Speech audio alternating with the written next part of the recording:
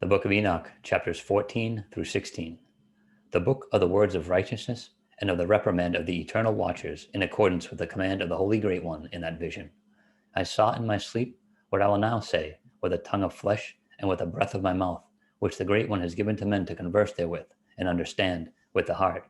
As he has created and given to man the power of understanding the word of wisdom, so hath he created me also, and given me the power of reprimanding the watchers, the children of heaven. I wrote out your petition, and in my vision it appeared thus, that your petition will not be granted unto you throughout all the days of eternity, and the judgment has finally been passed upon you. Yea, your petition will not be granted unto you, and from henceforth you shall not ascend into heaven unto all eternity, and in bonds of the earth the decree has gone forth to bind you for all the days of the world, and that previously you shall have seen the destruction of your beloved ones, and ye shall have no pleasure in them, but they shall fall before you by the sword. And your petition on their behalf shall not be granted, nor yet on your own, even though you weep and pray and speak all the words contained in the writing which I have written. And the vision was shown to me thus. Behold, in the vision, clouds invited me, and a mist summoned me, and the course of the stars and the lightning sped and hastened me, and the winds in the vision caused me to fly, and lifted me upward, and bore me into heaven.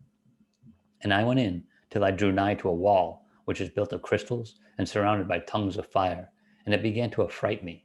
And I went into the tongues of fire, and drew near to a large house, which was built of crystals, and the walls of the house were like a tessellated floor made of crystals, and its groundwork was of crystal. Its ceiling was like the path of the stars and the lightnings, and between them were fiery cherubim, and their heaven was clear as water. A flaming fire surrounded the walls, and its portals blazed with fire. And I entered into that house, and it was hot as fire and cold as ice. There were no delights of life therein. Fear covered me, and trembling got hold upon me. And as I quaked and trembled, I fell on my face. And I beheld a vision, and lo, there was a second house, greater than the former, and the entire portal stood open before me, and it was built of flames of fire.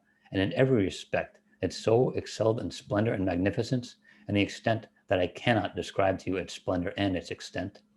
And its floor was of fire, and above it were lightnings, and the path of the stars, and its ceiling also was a flaming fire. And I looked and saw therein a lofty throne. Its appearance was a crystal, and the wheels thereof as a shining sun. And there was a vision of cherubim. And from underneath the throne came streams of flaming fire, so that I could not look thereon. And the great glory sat thereon, and his raiment shone more brightly than the sun, and was whiter than any snow. None of the angels could enter, and could behold his face by reason of the magnificence and glory, and no flesh could behold him. The flaming fire was round about him, and a great fire stood before him, and none around could draw nigh him. 10,000 times 10,000 stood before him, yet he needed no counselor. And the most holy ones who were nigh to him did not leave by night, nor depart from him.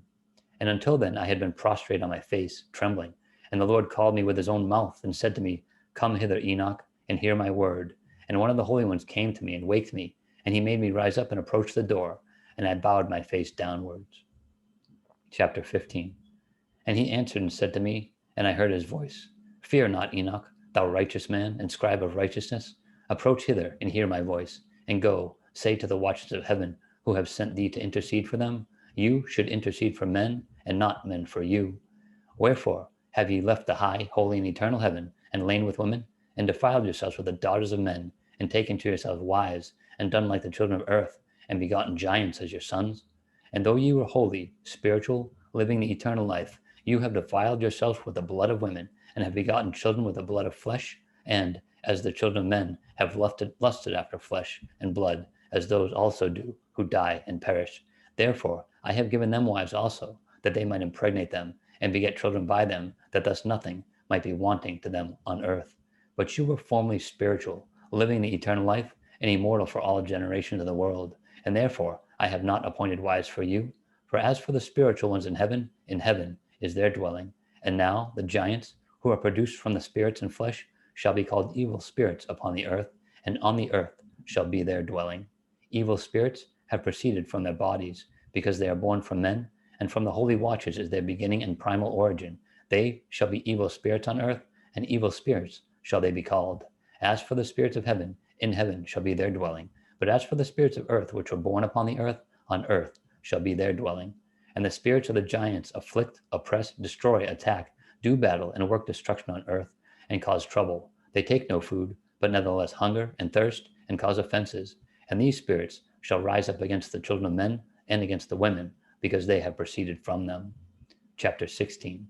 From the days of the slaughter and destruction and death of the giants, from the souls of whose flesh the spirits, having gone forth, shall destroy without incurring judgment, thus shall they destroy until the day of the consummation, the great judgment, in which the age shall be consummated over the watchers and the godless, yea, shall be wholly consummated. And now, as to the watchers who have sent thee to intercede for them, who had been aforetime in heaven, say to them, you have been in heaven, but all the mysteries had not yet been revealed to you, and you knew worthless ones. And these, in the hardness of your hearts, you have made known to the women, and through these mysteries, women and men work much evil on the earth. Say to them, therefore, you have no peace.